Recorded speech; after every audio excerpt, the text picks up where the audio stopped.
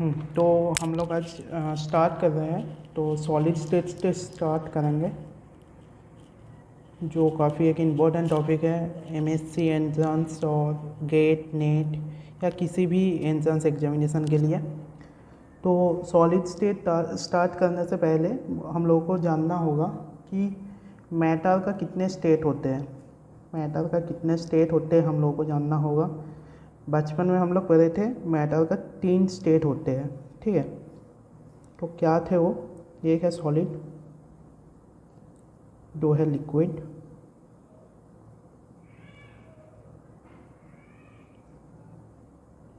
और 3 है gas. But अब हायर एजुकेशन में और एक स्टेट इंक्लूड हो जाते हैं, वो होते हैं प्लाज्मा, ठीक है। तो सॉलिड क्या होते हैं? If the inter atomic distance of matter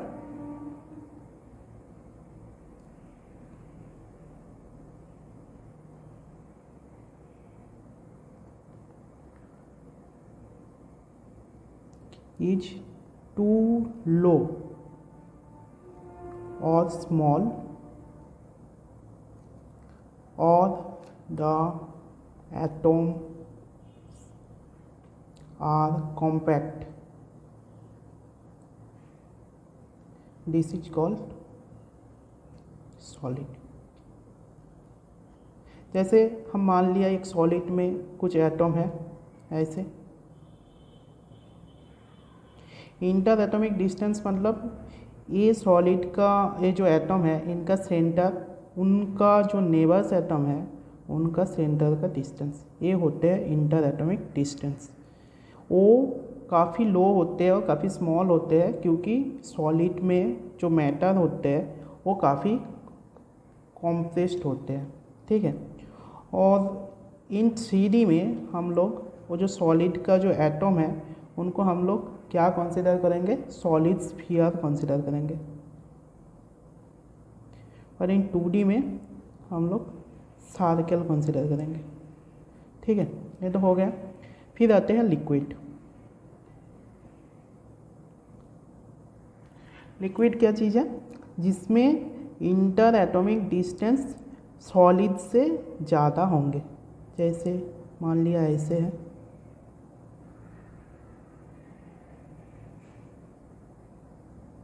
ऐसे है, मोर देन सॉलिड, वो होंगे लिक्विड, ठीक है। और एक होते हैं कि गैस। गैस में क्या होंगे? काफ़ी ज़्यादा होंगे सॉलिड से रिलेटेड, मतलब सॉलिड से अकॉर्डिंग काफ़ी ज़्यादा होंगे, और इंटर एटॉमिक डिस्टेंस काफ़ी हाई होंगे जो है गैस में। ये हो गया आपका गैस। और 4 जो नया जो स्टेट इंक्लूड हुआ है वो क्या हुआ? वो है आपका प्लाज्मा, ठीक है। तो प्लाज्मा क्या है? प्लाज्मा है, it is a gas which is ionized and they have the same number of positive and negative ions. It is a one type of gas which is ionized and have same number of positive and negative ion.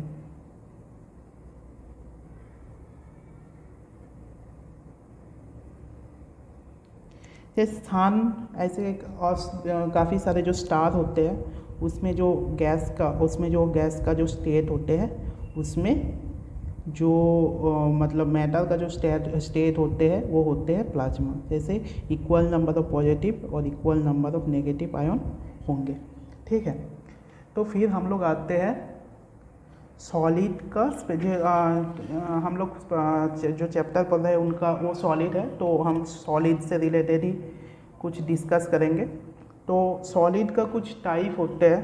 तो 2 type है solid का, एक है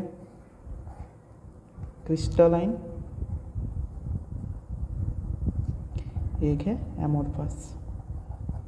amorphous, और कुछ लोग इनको non crystalline भी बोलते हैं, नॉन क्रिस्टलाइन। तो ये क्या होता है क्रिस्टलाइन और नॉन क्रिस्टलाइन में, क्या मतलब बेसिक क्या डिफरेंस होते हैं? क्रिस्टलाइन मतलब आपको जो एटम होगा उनका पीरियोडिक उनका अरेंजमेंट होगा इन पीरियोडिक मैनर। तो periodic arrangement of atom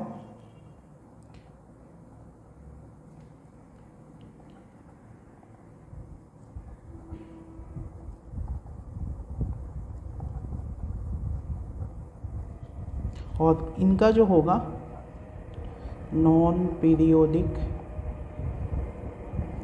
arrangement of matter.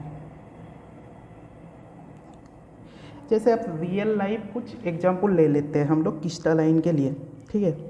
हम लोग सभी लोग स्कूल में पढ़े थे। स्कूल में जब स्कूल स्टार्ट होते थे इनिशियली 10 AM या 9:30 पे, तब क्या होते पेयर होते थे। पेयर में क्या होते हैं, हम लोग स्कूल ग्राउंड में सारे जो स्टूडेंट हैं वो एक पीरियोडिक मैनर में, जैसे एक मैट्रिक्स का फॉर्म में, जैसे रो हो गया और कॉलम हो गया, ऐसे फॉर्म में खड़ा हो जाते थे। उनको बोलते थे, ऐसे फॉर्म का बोलते हैं जो ऐसे फॉर्म में जो होते हैं, जैसे इसमें वो जो स्कूल में होते हैं उसमें बॉयज और गर्ल्स होते हैं पीरियोडिक मैनर में, और ये जो क्रिस्टलाइन सॉलिड होते हैं इसमें एटम होते हैं पीरियोडिक मैनर में। इनको बोलते हैं क्रिस्टलाइन सॉलिड। और एमोरफस किनको बोलते हैं? एमोरफस जब हम लोगों का मतलब टिफ़िन हो जाते थे या ब्रेक होते हैं, हाँ, जैसे टिफ़िन हो जाते हैं या ब्रेक होते हैं, तब क्या होते हैं, तब जो स्टूडेंट होते हैं तो वो तो ऐसे लाइन में नहीं रहते कि कुछ लोग फ्रेंड से बात कर रहे हैं, कुछ लोग दोस्तों से गेम खेल रहा है, कुछ लोग को जो बाहर टिफ़िन खा रहा है, ऐसे पीरियोडिक मैनर में नहीं होते वो लोग, ऐसे ऐसे हो जाते थे। उनको बोलते हैं नॉन क्रिस्टलाइन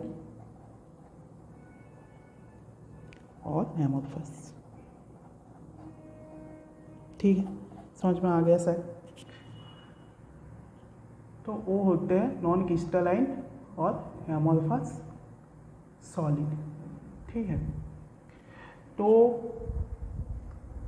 इनका कुछ प्रॉपर्टी होते हैं, क्रिस्टलाइन का कुछ प्रॉपर्टी होते हैं और नॉन क्रिस्टलाइन का कुछ प्रॉपर्टी होते हैं सॉलिड का। क्रिस्टलाइन का क्या होते हैं? ये होते हैं हाई मेल्टिंग पॉइंट,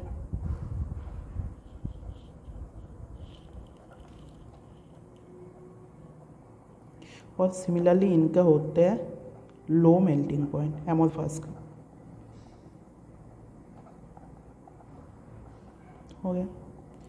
और होते हैं क्या, ये नॉट आइसोट्रोपिक इन नेचर होते हैं। नॉट आइसोट्रोपिक इन नेचर मतलब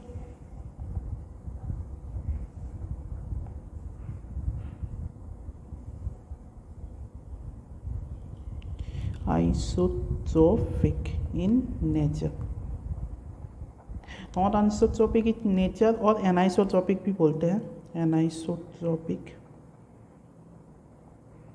इन नेचर। इनका मतलब क्या होता है कि कुछ फिजिकल प्रॉपर्टी होते हैं जिनका सारे सॉलिड का थ्रू सेम नहीं होते, कुछ डायरेक्शन में कुछ डिफरेंट होते हैं, उनको बोलते हैं एनाइसोट्रोपिक प्रॉपर्टी और एनाइसोट्रोपिक नेचर।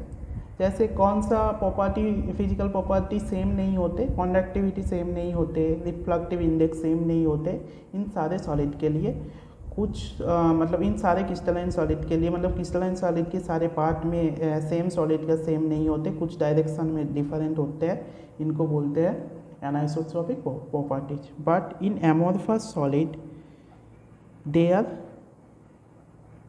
आइसोट्रोपिक, मतलब सारे डायरेक्शन में जो इनका जो फिजिकल प्रॉपर्टी है वो सेम होते हैं, ठीक है। तो हम लोग और भी जैसे इनका भी कुछ पार्ट होते हैं क्रिस्टलाइन सॉलिड का, क्रिस्टलाइन सॉलिड ही हम लोग यहाँ पर पढ़ेंगे सॉलिड स्टेट में। तो क्रिस्टलाइन सॉलिड का जो पार्ट होते हैं वो है एक single crystalline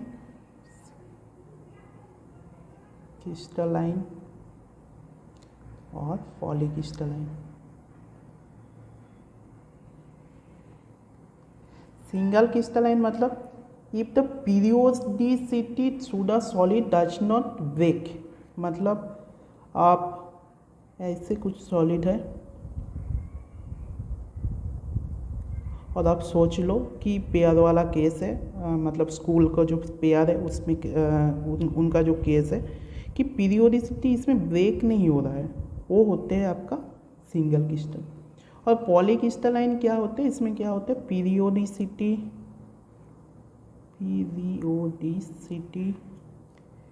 does not break throughout the solid.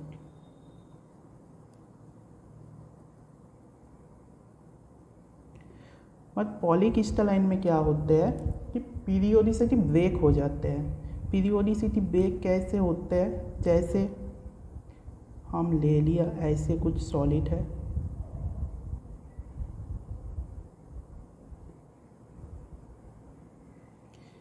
इनका अरेंजमेंट ऐसे है, इनका अरेंजमेंट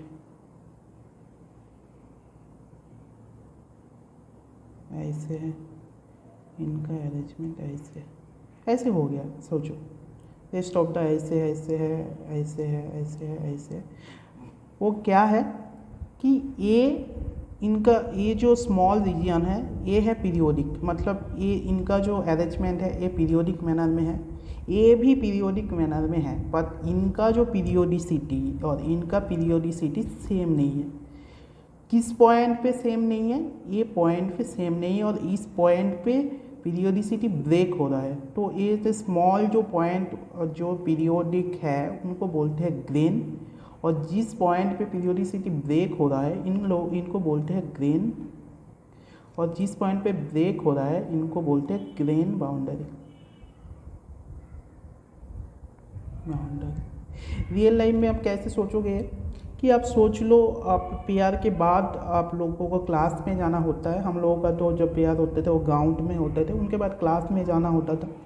तो क्लास में जब जाना होता था तो अब क्लास में जब चले जाओगे आप तो क्लास 5 जैसे क्लास 5 का एक क्लास हो गया। इन लोगों का शायद ऐसे सोच लो कि मैथमेटिकल का क्लास चल रहा है कि ये पीरियोडिसिटी सोच लो कि इन लोगों का मैथमेटिकल का क्लास चल रहा है, पर जो इन लोगों का क्लास 6 पे जो है उन लोगों का शायद बंगाली का क्लास चल रहा है या जियोग्राफी का क्लास चल रहा है या सोशल साइंस का क्लास चल रहा है। तो इन लोगों का पीरियोडिसिटी शायद ऐसे है, ऐसे हो गया। इन लोगों का शायद हिस्ट्री का क्लास चल रहा है, शायद इन लोगों का पीरियोडिसिटी ऐसे है। तो ये खुद एक पीरियोडिक है, मतलब खुद जो एक क्लास है उनका पीरियोडिसिटी मेंटेन हो रहा है, ओनली एक क्लास में मेंटेन हो रहा है, और एक क्लास के बाहर पीरियोडिसिटी अलग है। तो इस जो पॉइंट है इनको बोलते हैं ग्रेन बाउंड्री। और एक छोटा छोटा जो मतलब पार्ट होते हैं, जैसे आप मान लो क्लास 5 हो गया, क्लास 6 हो गया, उन लोगों को बोलते हैं ग्रेन। तो इस पॉइंट को बोलते हैं ग्रेन बाउंड्री और इसको बोलते हैं ग्रेन। हो गया। फिर आते हैं लैटिस और बेसिस में। लैटिस क्या होता है, lattice is imaginary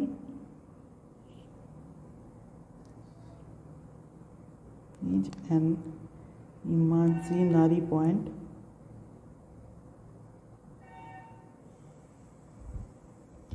structure structure structure in 3D। ठीक है, जैसे हो गया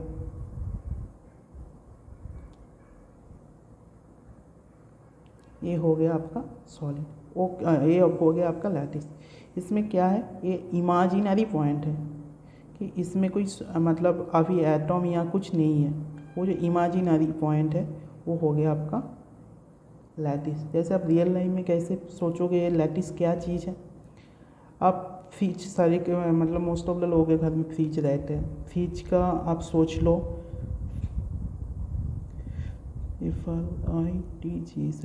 फ्रिज का जो आइस बॉक्स होते हैं ना, आइस क्यूब बॉक्स। वो सोचो बिना आइस क्यूब बॉक्स के जो मतलब बिना आइस के जो आइस क्यूब बॉक्स होते हैं ऐसे होते हैं, वो होते हैं आपका लैटिस। और एक चीज़ क्या होते हैं, बेसिस। वो क्या होते हैं, group of atom is called basis. तो अब बेसिस क्या है, आपके पास जो वाटर है और जो आइस है वो आप आइस क्यूब में आप भर दो,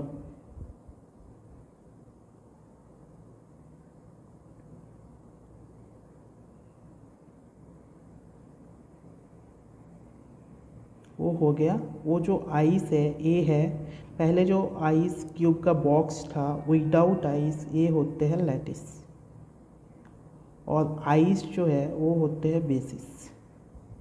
और ice plus ice cube box is equal to called crystal structure. So lattice plus basis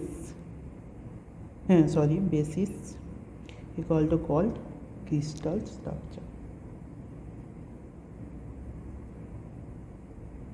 clear? ठीक है। फिर होते हैं आपका यूनिट सेल। यूनिट सेल क्या होते हैं? Unit cell is the smallest unit of lattice which continuous arrangement make a crystal. Unit cell is the smallest unit of lattice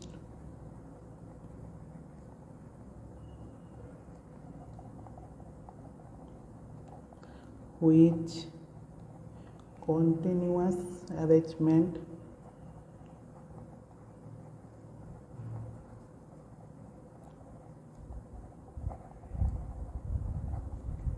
makes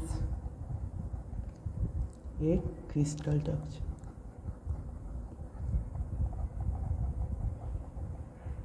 जैसे आप एक क्यूब ले लो, एक क्यूब को आप जोड़ते जाओ, यहाँ पे एक क्यूब जोड़ दिया, यहाँ पे एक क्यूब जोड़ दिया, और यहाँ पे एक क्यूब ड्रॉ कर लिया, यहाँ पे एक कर लिया क्यूब, यहाँ पे एक कर लिया क्यूब, यहाँ पे एक कर लिया क्यूब, यहाँ पे एक कर लिया, यहाँ पे कर लिया, और यहाँ पे एक कर लिया, यहाँ पे कर लिया, एक यहाँ पे एक कर लिया। ये क्या हो गया आपका एक crystal structure. But unit cell क्या है? ये एक है यूनिट सेल, ये एक है यूनिट सेल। सिमिलरली ये होते हैं यूनिट सेल जिनका कॉन्टिन्यूअस रिपीटेशन आपको एक क्रिस्टल स्ट्रक्चर देते हैं, ठीक है। ये हो गया यूनिट सेल। और यूनिट सेल बेसिकली क्या होते हैं, वो ये होंगे यूनिट सेल, और ये होंगे क्रिस्टल स्ट्रक्चर, क्योंकि इसमें infinite number of unit cell है। तो ये हम जैसे स्ट्रेट लाइन होता है ना, यहाँ पे भी आप इंक्रीज कर सकते हो, यहाँ पे इंक्रीज कर सकते हो, यहाँ पे भी इंक्रीज कर सकते हो, यहाँ पे भी इंक्रीज कर सकते हो, ठीक है। ये हो गया यूनिट सेल। फिर आते हैं प्रिमिटिव यूनिट सेल।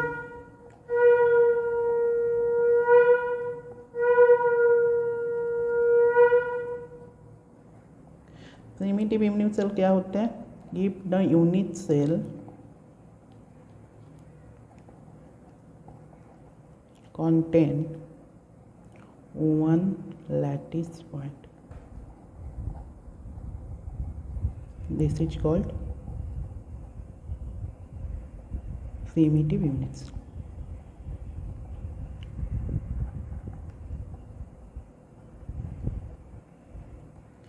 जैसे आपका एक यूनिट सेल हो गया, ये इसमें ऐसे कुछ लैटिस पॉइंट है, ये हो गया आपका लैटिस पॉइंट। तो एक क्या है, एक कौन सा यूनिट सेल है? एक स्क्वायर है। स्क्वायर का एंगल कितने होते हैं? 90 डिग्री।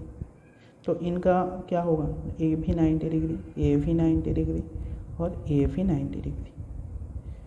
ठीक है, तो 90 डिग्री होगा, मतलब ये जो एटम है इनका कॉन्ट्रीब्यूशन कितना होगा, सी 90 डिग्री बाई सी 60 डिग्री, मतलब क्या है 1/4 है। तो इनका कॉन्ट्रीब्यूशन क्या है 1/4 है। ऐसे कितने सारे एटम है, 4 है, 4 इंटू 1/4 इक्वल टू 1। सो कितने इनका लैटिस पॉइंट कितने होंगे, ये यूनिट सेल का 1 होंगे। This is called the primitive unit cell.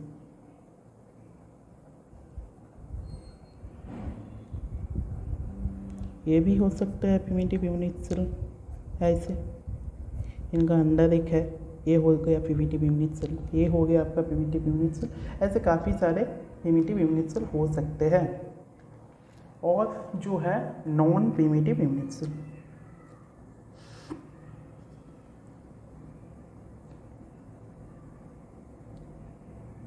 वो क्या होते हैं, if the lattice point in the unit cell is more than 1,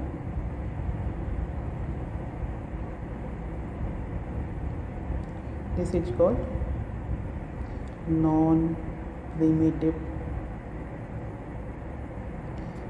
unit cell.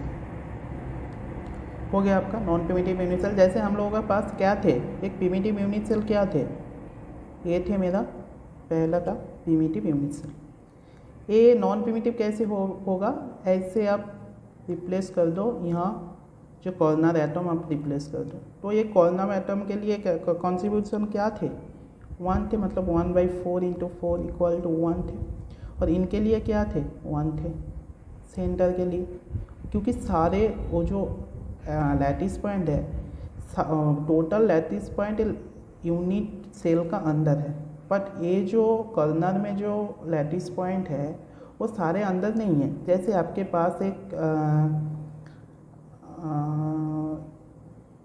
Sphere है, क्योंकि हम लोग तो एटम को स्फीयर मानते हैं, स्फीयर है, इसमें आप एक्सिस निकाल लो, तो ये कितने होते हैं 1/4 टाइम्स ऑफ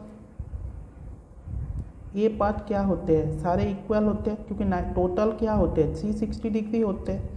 ये एंगल कितने होते हैं, फास्ट ऑक्टेन का एंगल कितने होते हैं, या फास्ट जो ऑक्टेंट होते हैं इसमें एंगल कितने होते हैं 90 डिग्री होते हैं। तो इनके लिए क्या होगा, जो ए टोटल एटम का कितने पार्ट होंगे 90/360 इक्वल टू 1/4 होंगे। ऐसे कितने सारे एटम हैं, 4 एटम है, 1/4 इंटू 4 प्लस अंदर में एक है जिनका पूरा कॉन्ट्रीब्यूशन ये यूनिट सेल का अंदर है, +1 हो गया, आपका टोटल हो गया 2। जैसे ये हमने किया था एक यूनिट सेल है, मान लो ये एक यूनिट सेल है, यूनिट सेल है जो प्रिमिटिव है, ठीक है, क्योंकि चारों कॉर्नर में 4 है, मतलब 1/4 इंटू 4 इक्वल टू 4 है। ये नॉन प्रिमिटिव कैसे होगा, ये सेंटर में भी एक आप लैटिस पॉइंट रखते हो तो ये नॉन प्रिमिटिव हो सकते हैं। और एक नॉन प्रिमिटिव कैसे हो सकते हैं, यहाँ पे आप एक पॉइंट रख दो लैटिस पॉइंट, ठीक है, इनका कॉन्ट्रीब्यूशन क्या होगा, सोचो आपके पास एक एप्पल है, ठीक है, आप ऐसे काट कर रहे हो, जैसे ये एटम है, आप सोच लो 3 डायमेंशन में एटम को क्या बोलते हैं, स्फीयर बोलते हैं। सोच लो आपके पास एक एप्पल है या कुछ ऑरेंज है, तो इनका जो एक्सिस जाएगा ऐसे कैसे काट करेगा, हाफ हो जाएगा, इनका एप्पल का या ऑरेंज का हाफ हो जाएगा। तो हाफ हो जाएगा मतलब अंदर कितने हैं, यूनिट सेल का हाफ है। तो ऐसे कितने सारे एटम हैं, 2 है, 2 into half plus 1/4 into 4 equal to क्या हो जाएगा 1 + 1 इक्वल टू 2। तो प्रिमिटिव यूनिट सेल हो गया और नॉन प्रिमिटिव यूनिट सेल हो गया, ठीक है। तो हम लोग इनके बाद पढ़ेंगे कि crystal structure in 2D, crystal structure in 2D। 2D में कितने टाइप के क्रिस्टल स्ट्रक्चर होते हैं, 4 टाइप के क्रिस्टल स्ट्रक्चर होते हैं। एक होते हैं स्क्वायर, 2 होते हैं रेक्टेंगुलर, 3 होते हैं हेक्सागोनल, 4 होते हैं ऑब्लिक क्यूब। स्क्वायर मतलब 2D मतलब क्या होंगे, ए होंगे और बी होंगे, दोनों मतलब डिस्टेंस होंगे। और स्क्वायर मतलब क्या होंगे, और इनके मतलब ऐसे होंगे कि इनके अंदर एक एंगल होंगे अल्फ़ा। तो if A equal to B and alpha equal to 90 degree, ऐसे ऐसे हो गया आपका, ये हो गया 90 डिग्री, और ए बी इनका हो गया आपका स्क्वायर लैटिस, जैसे ऐसे होते हैं, सोच लो। और rectangular a not is equal to B and alpha equal to 90 degree, ये हो गया आपका रेक्टेंगुलर ऐसे। और hexagonal a equal to b but gamma equal to व अल्फ़ा इक्वल टू होगा 120 डिग्री। और ऑब्लिक क्यूब क्या होंगे, a not is equal to B and alpha not is equal to 90 degree, ये हो गया आपका ऑब्लिक क्यूब। ठीक है, तो उनके बाद CD भी आएंगे, वो सब हम बाद में करेंगे, आज के लिए इतना ही।